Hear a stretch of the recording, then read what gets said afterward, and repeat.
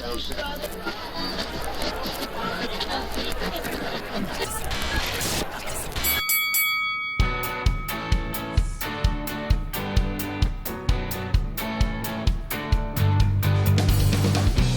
Thursday, November 13th, 2014. I'm Jimmy Principe.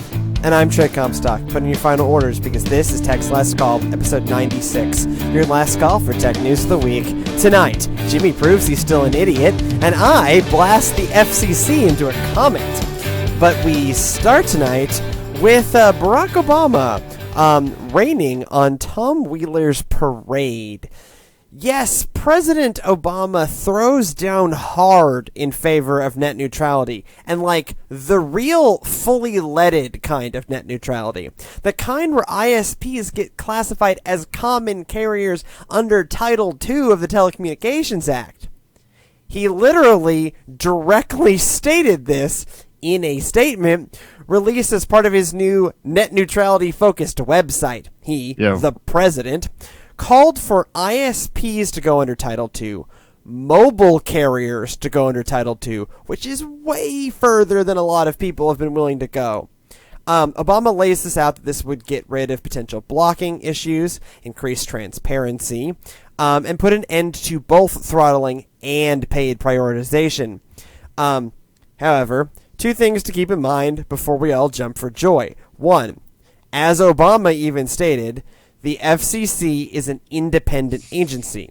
They don't have to listen to the president. 2. Chairman Wheeler used to work for the telcos. In keeping with that, Wheeler put out a statement that basically said, "Thanks, Mr. President. We'll get right on that." On the flip side of that, there are more Democrats than Republicans on the FCC. Obama, despite his popularity struggles, is still a high-ranking Democratic official. And Wheeler was appointed by Obama. So I'm saying there's a chance. What do you think of Obama's move here? Just crazy enough to work. I mean, he kind of goes all out. It's one of his typical kind of YouTube videos that he posts every so often, where he does state exactly which portion of the what was it? It was the 1934. It's the 1934, whatever common carrier is. About common carriers, and defines this is where it is, right? And this is what we're going to do. Communications Act of 1934. That was rather than 706, the Telecommunications Act, which is the He also said that there are some parts of it that would get left behind. It would not just be a pure implementation of Title II, kind of what Wheeler refers to as a hybrid plan. It's not it's not a perfect, because this is talking about like postal services and telephone companies. Right. We're talking about a law that was written 80 years ago. Right. So some adjustments will need to get made. But no, it's a bold move. Yeah, I do like that he does point out at least that there is he has no power to actually do anything except for encourage. But how he states it, I think I've always been impressed with how Barack Obama is able to distill things down into very simple parts for anyone to really understand. And I think that people that have been confused by the net neutrality debate in general would understand what Obama says in this message, where he says the idea is that we don't want telcos to decide what sites you go to. We want you to decide what sites you go to.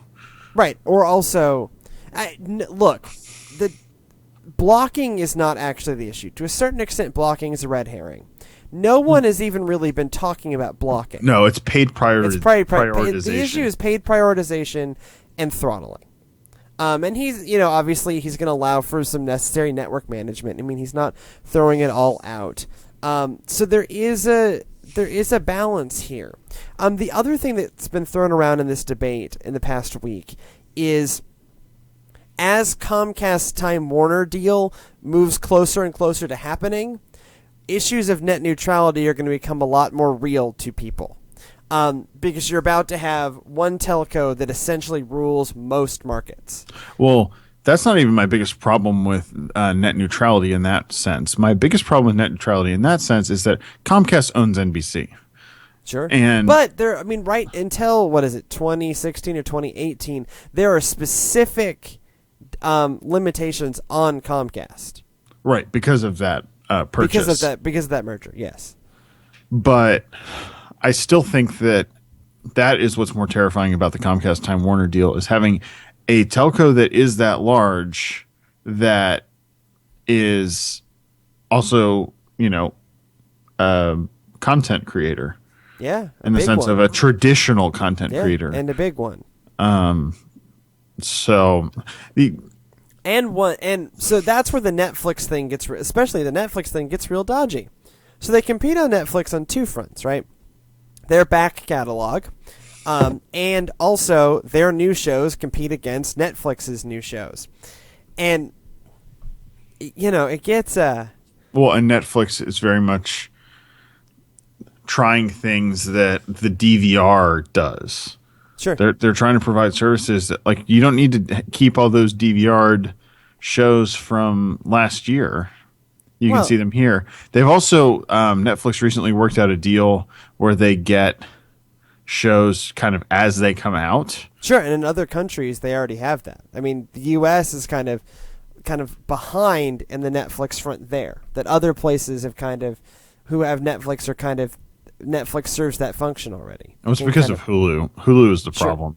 Hulu's always not been the solution. It's so not the solution. I recently there was an episode of South Park about freemium gaming, free to play games. That was absolutely was getting a lot of play in the games press, and so I watched it. And the only way to watch it without paying was on Hulu, and I was like, there are a lot of ads. It is as long as a normal. The last time I watched, which was the last season of House, I clocked it, and it was the same amount of time for me to sit there and watch it on Hulu as it was for me to watch it on, actual TV. Except I can't fast forward through the ads like I could if I DVR'd it. Right. And I still had all the same 8-day release, all of those things. And they really Hulu Plus, I think, is the biggest boondoggle in this industry right now, in this kind of streaming space, because of how little you get, right? You get to watch it on your TV now instead of just on your laptop. Right. But I still have the same ads and still have weird content restriction. That content restriction is the one that goes away. That 8-day, you still get it. You get it day after. So they used to give it to you day after, and then they said, actually, no, you're going to have to wait 8 days for free. We're going to save that day after for our premium subscribers. But what I don't get with Hulu is, for the network shows, why don't they just run it simultaneously? They don't. There's not a good argument here. They sell ads off of it anyways. What do they care? Well, the ad, we don't have. Okay.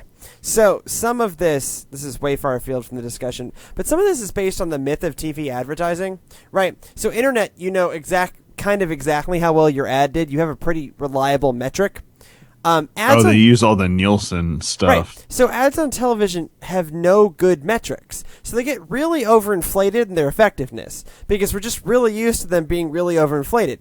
Internet looks really bad in comparison when in reality, it's just more reliable data.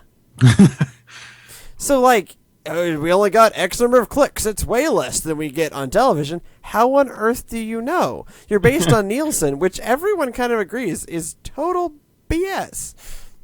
So, we keep saying it's just internet advertising isn't as valuable because you can't inflate it. You can't oversell what it's capable of doing. So I'm going to bring it back around to the net neutrality discussion. I actually posted something about this on our Facebook page this week, but my senator, Senator Ted Cruz. Ted Cruz. Yeah. Also known as the Crazy Man. Oh God. Every village needs its madman. He's the entire state of Texas is madman, and that's saying something. I wish that were true. He's the Senate. He's just the Senate's madman. Nope. Have you met Rick Perry? It's just not. That's true. Hey, he has glasses now. I know. Makes him look regal. Looks real serious. And then he rides in a helicopter with a mounted weapon, and You look like Dukakis in a tank. It's just not a good look. So, anyways, keep going. Senator Ted Cruz posted on Twitter this week, Yep. quote, net neutrality, end quote, is Obamacare for the internet. Oh, God. The internet should not operate at the speed of government. Yep. No, this is literally. Public service announcement. Dear Senator Ted Cruz, you are a moron. No, he's well paid. You're a well-paid moron. You're a well-paid shill. So that's total bunk. So let's step one. The opposite of net neutrality is not, a free and open internet. It is whatever Comcast wants. So your options are... No, the opposite of net neutrality is Google, Netflix, and all of the actual sites that you go to pay exorbitant fees to Comcast for Comcast to host their services on their network. Yes. To the end user. Yeah, and then you also then pay more if you want an unfettered access to Google and Netflix and Amazon and useful things. Rather than the generally half-assed services that ISPs throw together. Right. Oh, Comcast is email. Yeah, but that email client's terrible. For a while, remember when AOL had its own search? You would search by keyword. It was terrible. It was bad. It was real bad. And they would literally sell keywords. Search. I mean, AOL would sell keywords to corporations. So, like, keyword Nickelodeon. I was a kid when this was going on. Right. Keyword Nickelodeon. That's why Google, two reasons why Google was so effective early on. One, they didn't have all of the flashing and the stuff all over the place. People would sit there and wait for it to load. Oh, I'm still waiting for it to load. And then the second thing was that they didn't sell, ranking. And right. Anything that was an ad, they called out as an ad. Right. So... yes, that is part of what's the opposite of net neutrality. But again, this is just one of those, hey, what's not popular right now in some circles? Obamacare. So let's relate this thing that it is government regulation, but the question is not, well, or shouldn't be, whether or not the government will regulate the ISPs. They already do, right? I mean, the courts were very clear. FCC has the jurisdiction to regulate the ISPs. The question is not if, but how. And if what 4 million citizens comments, which Ted Cruz should be all over, because the citizenry have spoken, is that they want a internet that is guaranteed free. You could look at if you really want to play this game that Ted Cruz is saying, you could say that the Bill of Rights is government regulation of what you can say. Okay? It is government regulation of speech, because it is. But it is a government regulation of speech that guarantees you the right to speak. Laws are not this is what my issue with government by people who hate government, right? So Ted Cruz hates government, and yet he's in government. And so he says regulation, and that's terrible. Well, the Bill of Rights is a regulation. It's a regulation on what the government can do. But it's a government regulation. Right. The government is saying in and of itself what it can do. Right. And what we're saying is these are the standards that we set for what it means for there to be a free and open internet. Right? What are we going to start? We want to deregulate all telecommunications? Great. So you're on AT&T, and you can't guarantee that you can call someone on Verizon. That's what Title II does, essentially in its normal form, is it turns these things into a common carrier. That means you need to carry the signals for other people. That means the call from one service needs to get to the other service without an exorbitant handoff fee. Like, there's some money that changes hands. That's fine. Like, no one's got a free lunch here. Well, and that's also the interesting thing about the few years back with the whole Verizon data thing, where the government said, Verizon, you have to let people use their data however they decide, because the spectrum that you bought from the U.S. government is regulated by net neutrality. Because Google bid. Yeah. So therefore, you cannot tell them how they can use their data.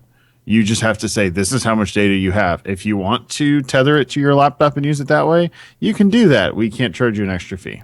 But AT&T's spectrum isn't governed that way. And I actually really like that Obama included mobile here, because what Comcast does is nothing compared to what AT&T does. Right? AT&T and Verizon both. I have unlimited data. I can't use that data on a laptop. Could you in a box? Could you with a Fox? Nope. You can't, and you won't. Okay? So I can't in a laptop. I can't as a hotspot. All of these things you can't use it to connect to your iPad mini. I can't use it to connect to my iPad mini. Surface Pro 3. Surface Pro 3. Whatever. Like, my phone has the ability to tether wirelessly to my laptop to create a data port for it, or has the ability to act as a hotspot. But I have to get rid of my unlimited data and pay twice what I'm paying now in order to be able to use the data that I have in any way that I want. This is what the lack of net neutrality looks like. And that's not a future that I want for my wired internet. Because without net neutrality, it could get real weird, right? Like, banner ads not put forth by Google before you access Google. Pay a little more if you want Netflix to function. Like, this is real dark, a really dark future. If some sort of, and maybe 706 is enough, but clearly the bulk of the comments are saying Title II. We've been saying Title II. Not that our opinion really counts, but that's what we've been saying. The President of the United States, who appointed Tom Wheeler, is now saying Title II. Title II is what makes sense. I get that the ISPs don't want it, in the same way that the banks didn't want regulation. Right? Like, no industry wants to be regulated. Like, I get that, okay?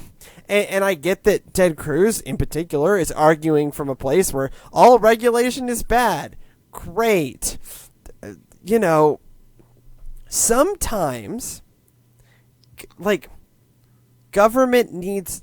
Okay, so let's break this down in terms of political philosophy. A subject that I can speak to at least a little bit, right? So, Adam Smith, Wealth of Nations. The fundamental kind of text of capitalism, released in 1776. Yeah, big deal.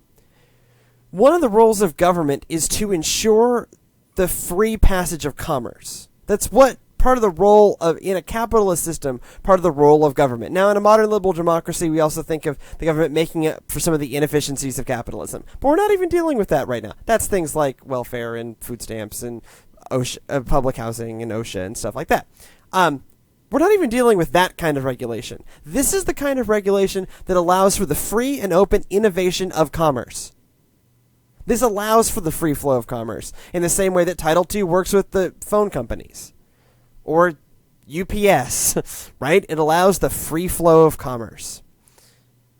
This is him opposing it because it is a buzzword regulation, starts to ignore in a capitalist system that he claims to be so in favor of what a government does.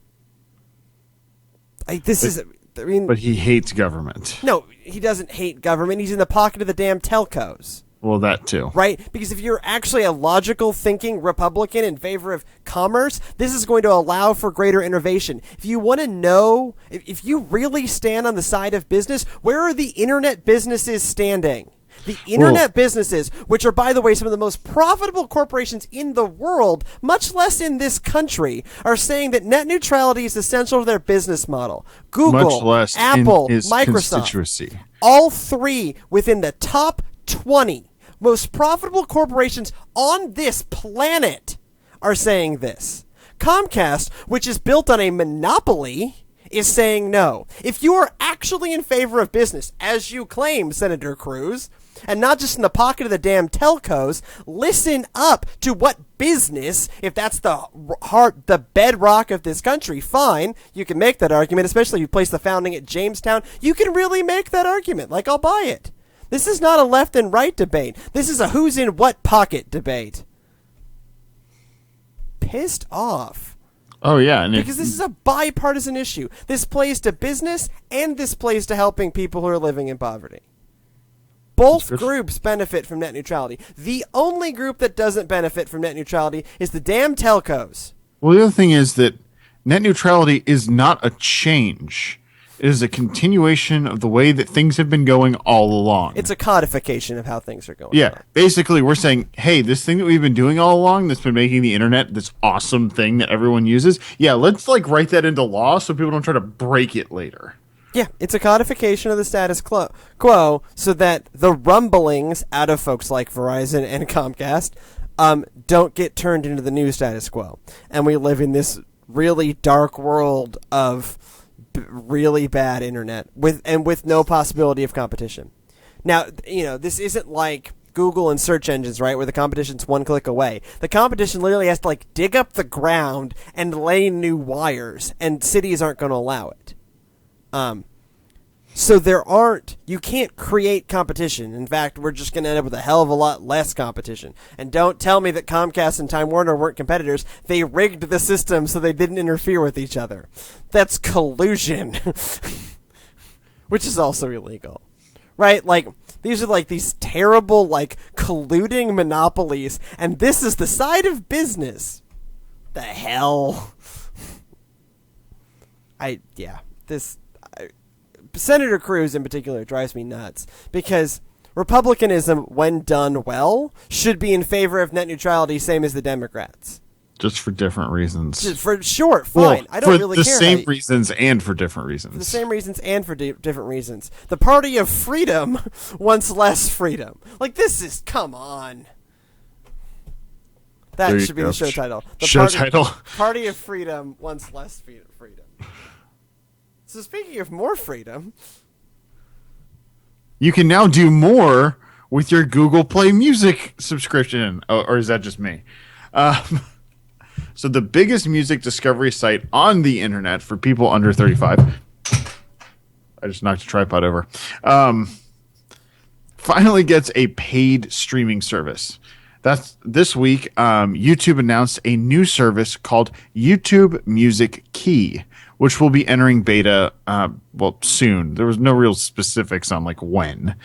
For $10 a month, users will be able to stream videos ad-free, with the screen locked, and even offline. Now, people that get access to the beta will get 6 months free, and then the service for $8 a month following, which is the rate that I pay for my Google Play Music because I was an early adopter.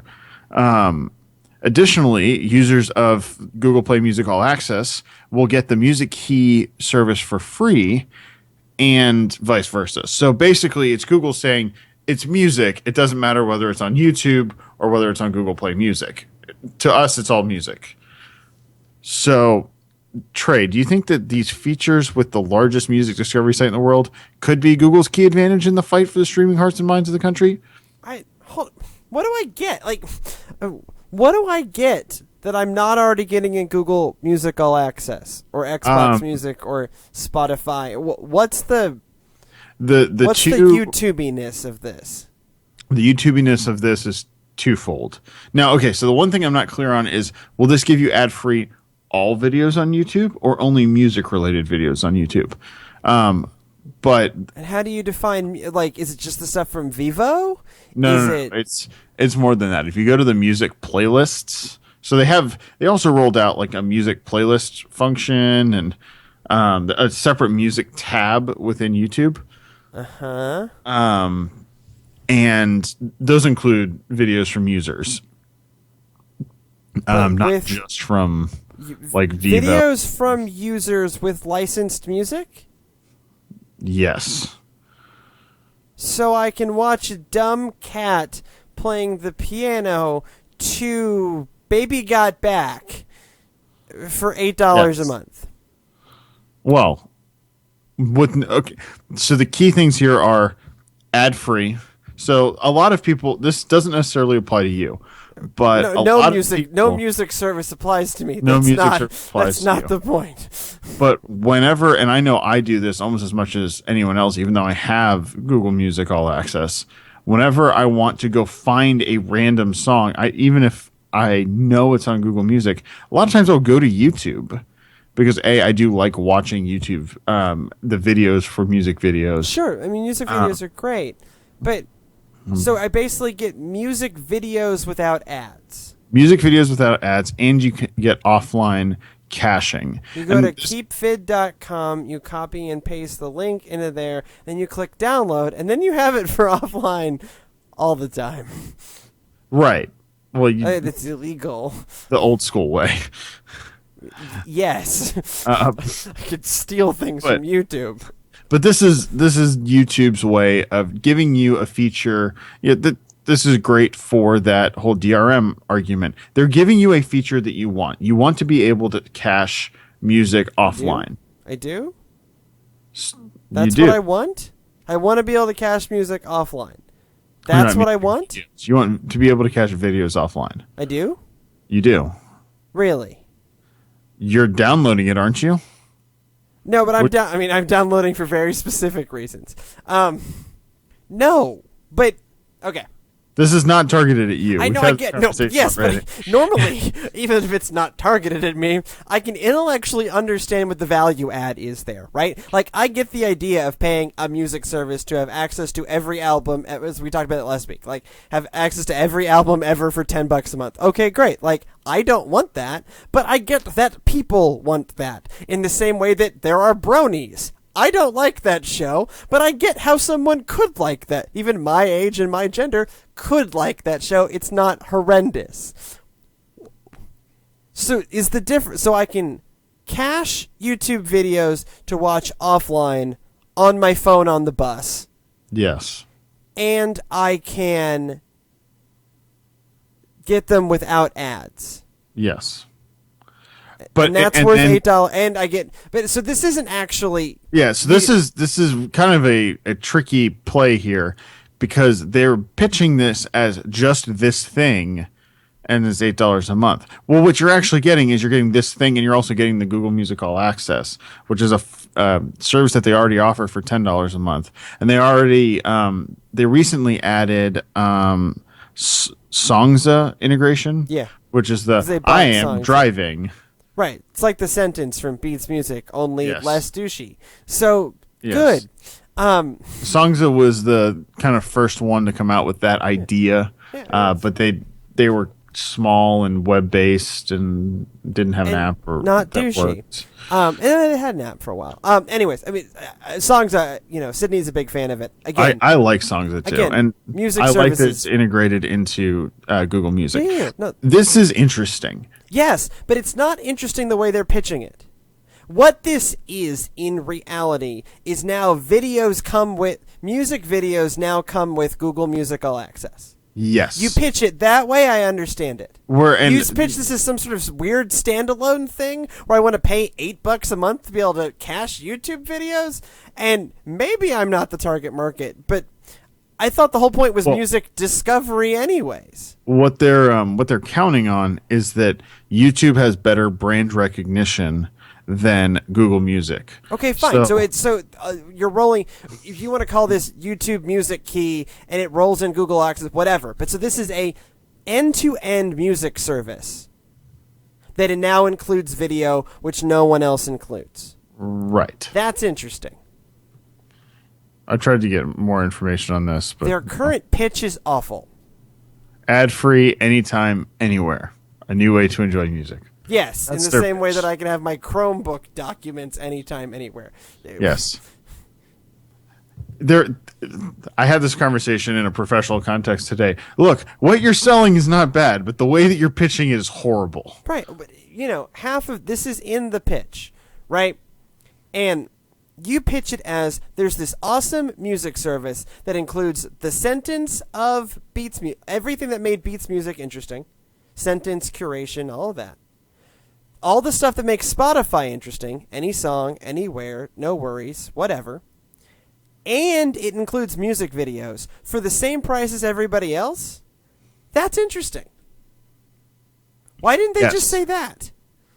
Because it's Google. Right, and they want to tell, well, this is the engineering behind it. This is really two different architectures, and it was two different structural deals. If we want to make very clear that it was two different deals. But I don't care. Like, I really don't, right? Like, you tell me it's two different things. It's like Chrome OS. This is the Chrome OS versus Android problems. Like, why? Like, I get that they're actually two different operating systems, so why isn't one just called for... I mean, this has worked great for Microsoft for eons. It's all Windows, right? Oh, no. It's two separate operating systems, but it's all Windows. Well, now it's at least Windows all NT Core. Mobile. Right. Well, now it's all at least NT Core. But, Windows 2000 and Windows ME were not running on the same core, and yet they were both called Windows. If Google had done that, they would have called it Chrome OS and Android. They're both running on some fork of Linux, but they're totally separate operating systems, and Google, unlike Microsoft and Apple, want to really drive home that these are two separate things. We have solved two major engineering challenges. I get there are more Indians than Germans, but German's what I got. Stick to your guns. I can just do the web. It is the web. So I think that this is poorly pitched, but I think it is intuitively interesting. I signed up for the beta. I will get it as part, and then I realized that I got it as part of my other thing, and I was like, oh, why did I sign up for the beta? Okay. Whatever. How many music videos do you watch on any given week? Any given week? Yeah, any given week. That isn't Lindsey Sterling, which I assume isn't covered under this. 10 to 20. 10 to 20. Okay. Well, and I'm going to be testing whether or not it applies to just music videos, or like, for example, I watch a lot of Mental Floss on YouTube videos, or our show. Would our show be covered by this? Would our show not have ads? We're not music. We use royalty-free music. Right, but that's periodically fight with YouTube about this, but we, own the rights to use the music we use. Right, and so that's what I think I'm going to test, because I don't know whether or not Google... Or else our intro would be Freebird. I mean, if I didn't have to worry about paying, my intro would be Freebird. The whole thing. All of Freebird. Not just 30 seconds. All of Freebird would be the intro to the show. If I didn't have to go with royalty-free stuff. Yeah, so I'll test that and I'll report back probably on our other show, kind of what I think of it and whether or not I actually. The key will be whether having it rolled into the service I'm already using, which is Google's service, whether that changes my habits at all, or whether or not this is just something that is an add-on that's not going to make any difference. We need to find like a 16-year-old or I need to find one of these freshmen on Yik Yak. And we need to. This may be an interesting way we can post on Yik Yak. We can post on Yik Yak about this, but we need to find some way of someone who consumes. Need freshmen to test. Need someone who uses YouTube as their primary music getting thing to talk to me about this, right? Because if I really like a song, I go buy it on iTunes, because then it just shows up on all my devices, and I have it, and I don't have to deal with licensing disputes or Taylor Swift I don't ever have to worry about Taylor Swift, who's not Carrie Underwood. I buy. Well, no, you're a total dumbass. You're paying $120 a year for every album ever, and then you're also buying the album that comes with a digital copy. No. I'm paying $96 a year. Yeah. 8 times 12, not 10 times 12. Whatever, dude. $96 a year. You're dumbass. Oh, well, I listen to significantly more than what I own. But when I just never mind. I'm not going to justify this again. So, anyways, there was other streaming news this week. Sony announced a new cord cutter friendly service called PlayStation Vue TV. Now, Trey, tell me what you can divine from that name. Now, when I first saw this headline, I assumed it was a relaunch of the PlayStation TV with better branding. So, I have no idea. I assumed there was something about being able to play video games because PlayStation was in the title, in the same way that they launched Xbox Video, and I assumed it was a video game streaming site. Well, it's not that. Right. So it's going to start as a private beta next week in New York City. It's got a whole slew of different channels lined up kind of for live TV, including CBS, NBC, Fox, and all of their associated channels. So FX, Fox Sports, all the Viacom stuff. So Comedy Central will be included. But with the notable exceptions of ABC, Disney Channel, and ESPN. Oddly enough, I see a theme. They're all owned by one company. They're all owned by Disney. Damn mouse. And they share major board seats with another major tech company that in some ways directly compete with Sony for licensing deals. Yes. Yeah, Apple. The Apple. Apple. The fruit company. The fruit company. Well, also, I'm not sure that anyone is in a good position to try to get ESPN because it's just not. They look at that and they go, "We can't roll that into a package and make it look like reasonable for people to buy." Especially like a good percentage of anyone's cable bill is ESPN. Right, exactly. You're mostly just paying for ESPN, and all I want's the Discovery Channel and TLC so I can watch the Duggars. I have no response to that. So That's part of why I'm not a cord cutter is Formula One, Fast and Loud, and the Duggars. Yeah. So part of what Sony's offering with this thing is they have kind of a modern UI take on presenting this content to you, as well as a cloud DVR service. Oh, cool. So that's a nice feature. That is, we're seeing that as a feature more and more. If you look at the Intel TV that they kind of showed as a concept earlier this year, that was a feature. That was a feature of the oh my god, what was the one with the antennas that I signed up for? Simple.tv. No, the other one. The Supreme Court one. Aereo. Thank you.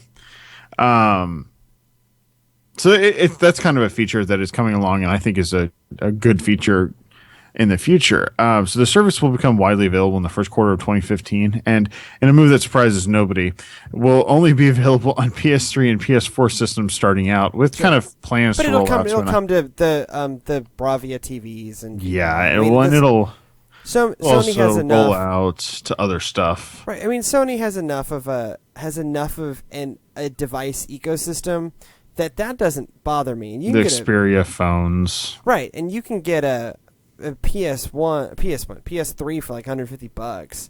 So, this is not.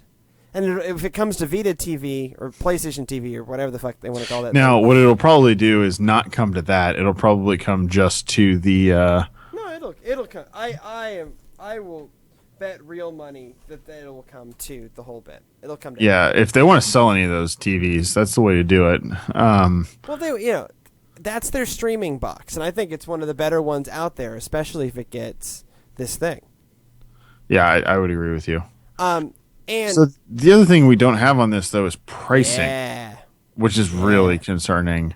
So Trey, how much a month would you be willing to pay for this service? I would pay real money because this solves one of my problems. Yeah, doesn't solve because Formula One's covered on ESPN's ESPN Sports Network. Okay. So assuming that's part of the ESPN that they're talking, or not ESPN, excuse me, NBC. It's coming on NBCSN. Right. As long as I can get my Premier League soccer, I would be very happy to part with my NFL. Right. So if this means that I could get Formula One anywhere I am, which starts to sound real great. I'm in my weirdly mobile lifestyle, so I would pay probably $10. I pay $25 a month for MLB.TV. So let's say I'd pay $25 a month for this. If I can get this for $25 a month, or can somehow get NBCSN, I can't tell if they have the Discovery networks or not. If they do, I can't tell either. Actually, if they get the Discovery networks and NBCSN, I could become a cord cutter and just do this. Now, the other thing is that this is the first one out of the gate, but it's not really in a full rollout yet, and the pricing is also concerning. I think what's going to be interesting is I think Intel might beat them to this if they're not careful, because Intel has said that they're planning to roll theirs out like basically first quarter of next year as well. Yeah, but Intel's not in the content game, and Sony is. Sony's Right, in but the entertainment industry. But the reason why Intel has not rolled theirs out is not because of hardware problems. Sure, It's because it's never been hardware. it's because of the content. Well, why don't you think the Apple TV came out? Because Right? Apple couldn't make the deal happen. Do you think that was because they couldn't do the hardware? No, I think it's because they looked at it and they said that the financial cost of this is not worth it. They couldn't get the deals. I think. They Oh, I could think not they get said the that the content deals. the margins on it were probably just I don't ridiculous think because like we've discussed in the past, if you try to roll all of this up as a cord cutting saving you money solution, it doesn't save you money. It actually costs you more money. And so Apple probably did that math and said, okay, to get all of the deals, this is what it's going to take. And they said it's just not worth it. I mean, Like you start looking at ESPN. So I get ESPN as part of paying for my Comcast. So I get ESPN through my Comcast internet, right. which is nice. So this isn't a huge problem for me, but it also means that my internet's more expensive as a result of that. I'm actually thinking about switching over to AT&T. My Comcast just came up, and AT&T just rolled out fiber. So you have the Uverse option. Yeah, I have Uverse option here, and also I don't want to have cable from a communist dictatorship. Yeah, because AT&T so much better. Look, it's the lesser of two weevils. Okay, It's at least the Weevil that doesn't own a content company. it's true. That's the best you can say about AT&T over Comcast is they don't own NBC. Yes. I am much more excited about the service than the YouTube thing. No, I think the PlayStation View is. I will be more interested when we get more details on it. It's really interesting right now because it's the only thing out there that has been announced with hard, like we're going to do this, that's doing this. Sure. And it's the logical Aereo replacement for everyone that just lost it as a result of that lawsuit. Depends. I mean, it depends what they mean by having NBC's Fox and CBS. Do they mean I'm guessing- Do they mean your local affiliate? Because the satellite companies had a hard time getting local affiliates for The fact that they're only rolling it out in New York City starting makes me suspect that they're going to do this as a local affiliate rollout. Well, okay. So here's the deal. So those kind of stations are owned two ways. Either it is a local company working as a franchise, or some of them are just straight up owned by the parent company. So probably NBC owns, I know CBS does, but probably NBC and ABC too. Well, not ABC, that's Disney, whatever. So NBC, CBS, and Fox. Some of those are independent operators who are operating essentially as franchisees, and some of them are owned by the parent company. And so wherever they're in the parent company network, you can be pretty sure that they'll Maybe be able that's what it is. Yeah. Because there was some other service, the CBS All Access thing that came out. That's right. You can get some stuff in some markets based on, this is how I know this, is based on if the affiliate was owned by CBS corporate or not. Yeah, that will be interesting. In deals that are interesting, at least one of our long-standing national nightmares is over. Amazon and Hachette have resumed normal business, having struck a new deal, ending a conflict that has been raging since January. Hachette books will no longer be delayed for weeks, will go back to being discounted, and will even be promoted by Amazon in publications.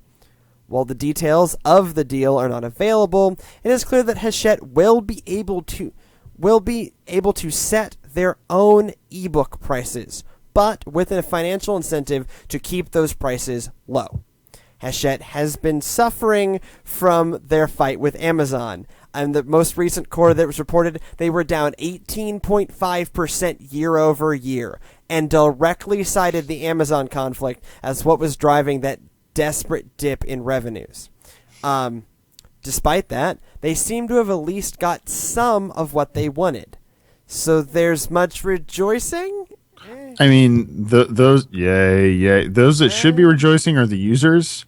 I think that this is a win-win for both Amazon and Hachette, but more so for Hachette because yeah, Amazon also had a loss. But you know why Amazon had a loss? The Fire Phone, Well, I mean, Amazon. because they're crazy people. The Amazon wasn't a financial loss. The Amazon had a prestige loss. They ended up looking like bullies, and in a very public way, got called out as being bullies. You can argue if Hachette was playing fair either, but Hachette, very rightly, looked like the small, the underdog facing the man. And so it really cast Amazon in a negative light, and I think that's the real loss for Amazon. Not a financial one, but a reputation one. Right, and that's probably why Amazon wants it to be clear that they're promoting Hachette because that's a safe face for them. Sure. Now that they've got the deal signed, they got everything good. They can save face by promoting Hachette Sure. and look like not horrible people, just bad people. I mean, look, they're horrible people. Jeff Bezos is not a good person. No, he's not a good person. Not a good person. I don't have a whole lot of commentary on this. We don't know the deals. We don't know the exact nature of the deals. This is more, we're just rolling it in so to say this. We did report on this originally. Yeah, it has been resolved, and there was much rejoicing by everybody. I mean, really, the service level looks like Amazon blinked. What led them to blink? Excuse me. Who knows? But they blinked. They seem to have been in a stronger negotiating position. But right, but maybe they just. I mean, I think they just got tired of looking like jerks, and so easy peasy. Now they don't look like jerks. That was probably Hachette's goal. Yeah, which certainly was. They got their authors to buy a page in the New York Times. You kidding me? Of course. I mean, that was Hachette's only option because Hachette was hurting, and Amazon could very well have tanked Hachette, and which is scary because Hachette is the number 4 book publisher in the country, but the Amazon, who holds 50% of the book industry, could have just tanked them, and could very easily open up their own real publishing arm, not a self-publishing arm, but like a real publishing arm that is the Amazon publishing arm, and offer all kinds of incentives and totally ruin the entire publishing industry in a snap if they really wanted to. So this had to have been saving face. Yep. So moving from old models to new models, what's going on in smart home? Yeah, so this week was a big week for home automation companies. Another company that we're not going to talk about, Smart Things, which was acquired by Samsung. They announced more integration of the Samsung appliances, all the smart appliances. So that's news. Sure, yeah, great. But the more interesting news is that Quirky plus GE, which is a very interesting partnership, the company that produces the Wink line of smart products, announced 7 new devices this week. I think technically Wink has been spun out as its own semi-autonomous corporation. That may be. I think Wink is the standard. So my understanding of how this you can search, but my understanding is that Wink is the standard that connects all of these devices and the app, whereas Quirky and GE are the people that make the actual devices that connect to this thing. So there are a bunch of them. I'm going to run through them real quick. So first they announced Tripper, which is a small security system style sensor for doors and windows that will register movement of, it has 2 contacts that when they separate it trips. You get 2 of them for $40 and lasts on 1 battery for 2 years. Pretty good deal. So next there was a water sensor called Overflow for $35. Does exactly what it sounds like. A connected wall outlet called Outlink that gives energy usage measurement in addition to on-off capability of one of the 2 outlets from the app. It just looks like a normal outlet. You wouldn't know unless you looked really closely at it. That's for $50. I think I said that. A connected switch called Tapt, which is TAPT, which has 2 buttons that it's a switch. I'm not going to get excited for that. And a device called Ascend, which can turn a garage door opener into a connected garage door opener for $90. So that's a quick high level. And then there are 2 other pieces that are the more interesting ones that got announced. They announced a modular version of their Spotter tool where you can customize the device to contain up to 4 different sensors. So the existing spotter is kind of a circle shape with a hole in it, and it measures temperature, humidity, motion, and I think infrared is the other thing that it measures. No, it doesn't measure infrared. It's temperature, humidity, and motion. Oh, and light, which I guess is related to motion. So now you can kind of customize these sensors. You can have as many or as few as you want, starting at $35, and they will literally make it for you and send it to you through a mini manufacturing process, is what they called it. So that's kind of interesting. And then they also announced what they called a thermostat killer, which is called Norm, and it has a bunch. It is a separate company. It is a separate company. Yeah. Okay. It is a separate company. It is Wink Inc. That's I can't write this stuff. It's Wink Inc.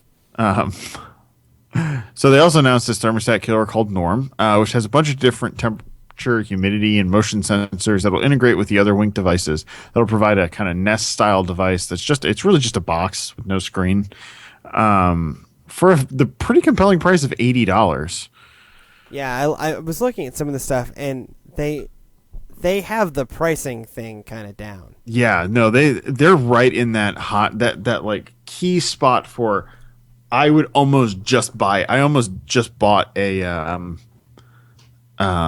one of these Norm thermostat things. So there's a bunch of these things announced. What do you think is the most interesting to you? To me, it's the thermostat at that price.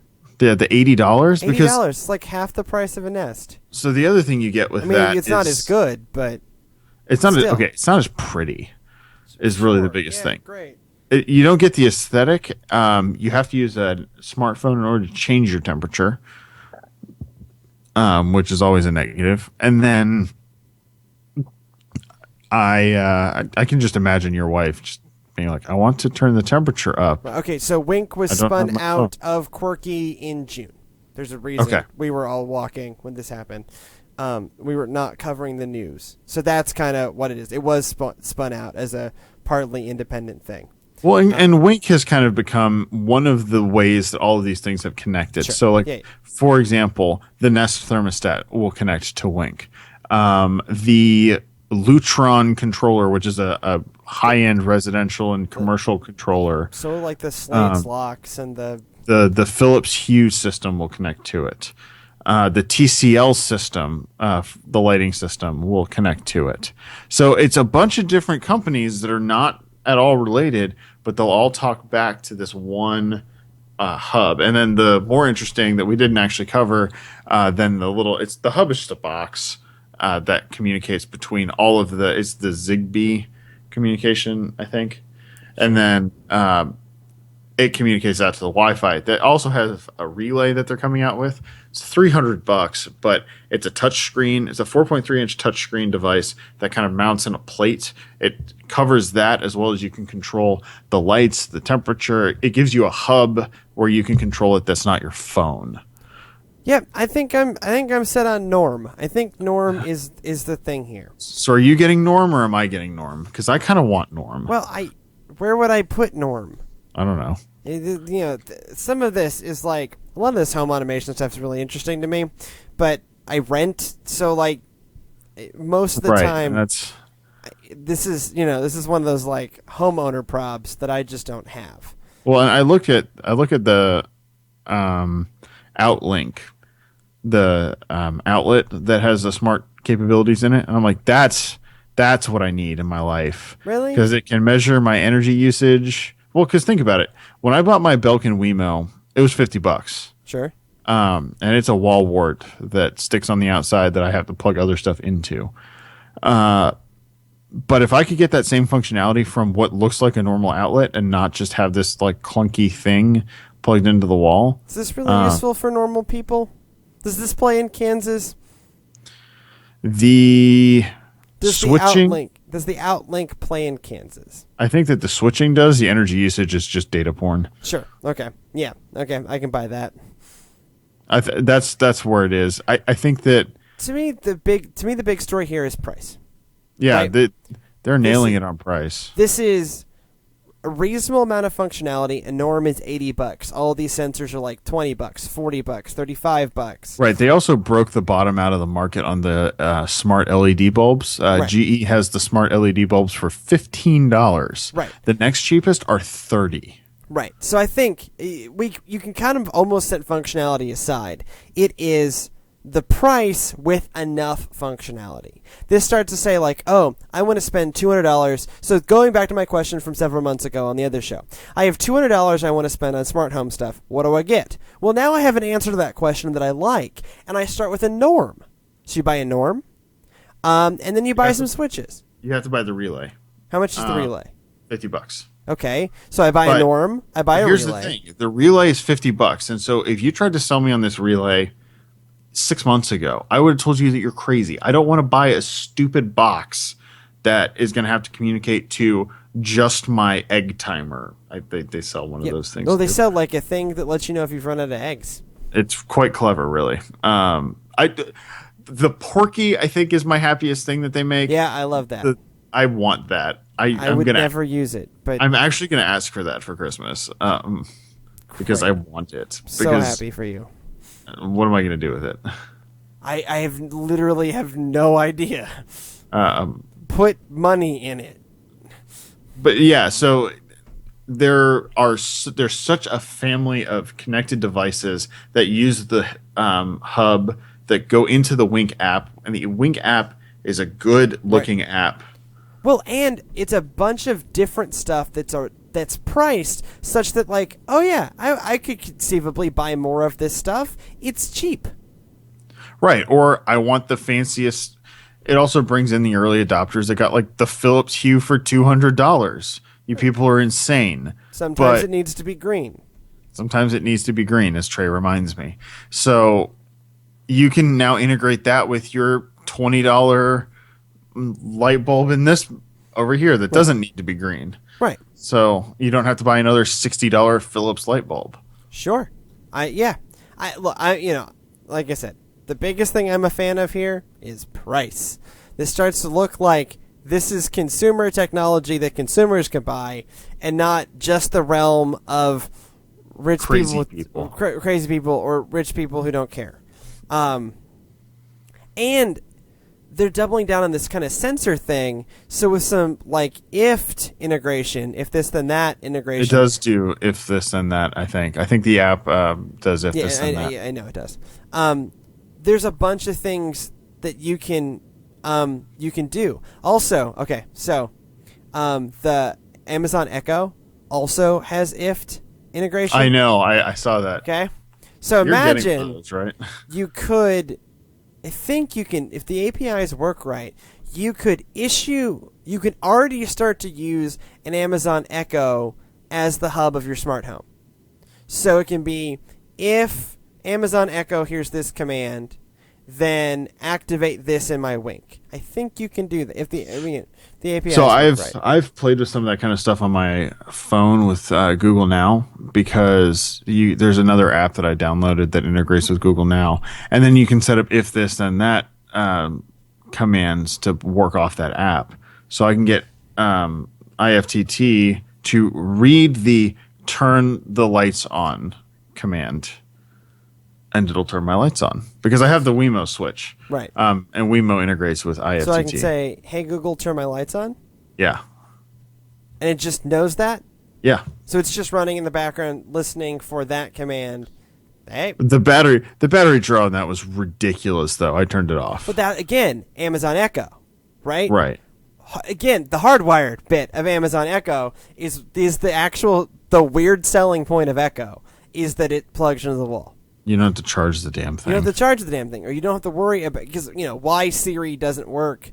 You can't just say, "Hey Siri," unless she's plugged in, is because it would kill the battery life. And I even have it set up so it'll do it on anything except when the screen's turned off. And the screen's turned off right now, so you can say, "Okay, Google," all you want. Okay, Google. Nope, Nova. I mean, if you say something like Xbox on, I did that last week and it worked. It may work. Nope, didn't work.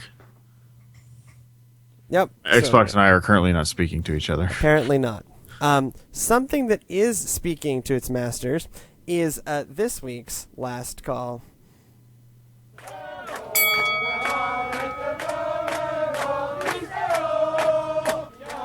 Which is entirely space themed. Space, a final frontier.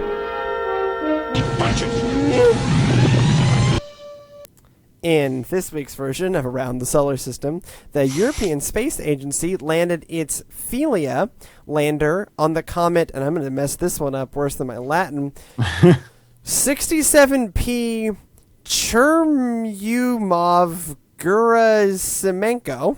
It's a comet. Sure. It's a comet named after some clearly Russian people. This is the conclusion of a 10-year mission with them landing the craft on a comet moving through the solar system at speed. It sounds like the lander is at like 65,000 miles an hour. Yeah, it was crazy.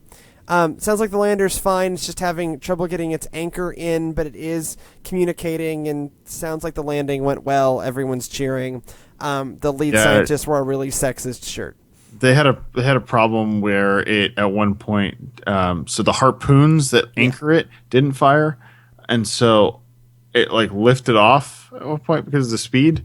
They managed to like maneuver it and get it to set back down. Yeah, so it's doing a great picture of like a wall of rock. Yeah.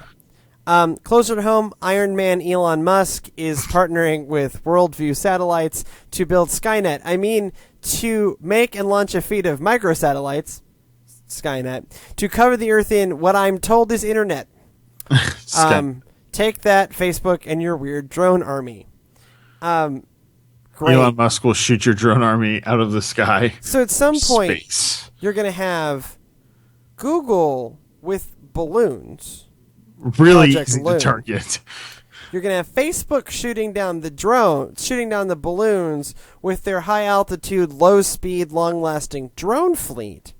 And then from space, you have Skynet, built by Iron Man. Great. All the Teslas will attack the drones. Well, actually, you could use the fleet of satellites and the ubiquitous internet it creates to create a special command tone for all Tesla vehicles to turn them. They're already basically have a lot of self-driving technology in them. So this just starts to end up like Demon, the Daniel Suarez book Demon, where you have a whole bunch of semi-autonomous vehicles being controlled by an AI. And this is like the scary part about this is I have not offered anything here that is not already technologically possible. The Tesla already has a 3G connection. Already has a lot of self-driving tech, and these are satellites in development for an announcement in the next 2 to 3 months. So, great. We're all doomed. On that note, it's probably time to end. Thank you so much for joining us in this very uplifting episode of Text Last Call. If you have any feedback for us, podcast at textlastcall.com, facebook.com/textlastcall, pinterest.com/textlastcall, or at textlastcall on the Twitters. However you find us, we'll be seeing you on the interwebs.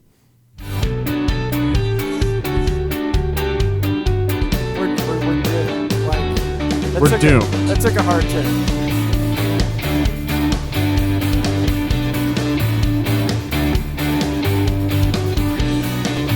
Death from above. It's almost inevitable. Yeah, exactly. Well, really, it's just controlling the Teslas. Like, I see what he's doing. I don't like what I see.